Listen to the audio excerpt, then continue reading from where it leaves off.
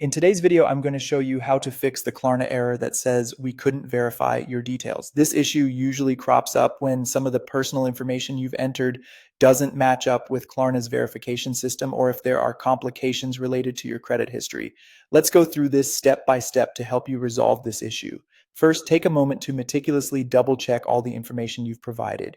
Ensure that your full name, date of birth, and address are not only accurate but also match exactly with your official identification documents. These might include your driver's license, passport, or any government-issued ID. Remember, even a small oversight like a missing middle name or listing an old address can trigger verification hiccups. The next thing you should do is take a closer look at your credit report. Klarna relies on your credit information to determine your eligibility. If there are any inaccuracies, negative marks, or unresolved accounts appearing on your credit report, they might be the culprits behind Klarna's inability to verify you. You can request a free copy of your credit report and take the time to review it thoroughly to ensure everything is up to date and accurate. Additionally, it's important to check for any outstanding payments with Klarna.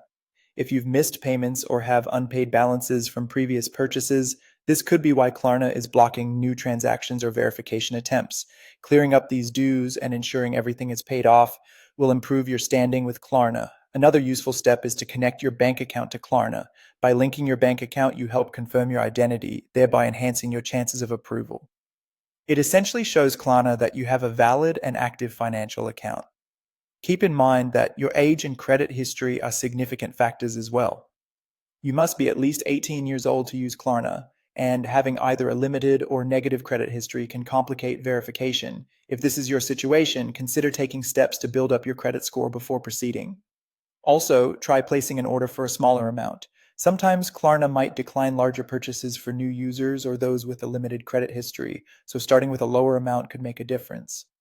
One more essential reminder: Klarna is only available in certain countries, such as the United States, the UK, and a few others.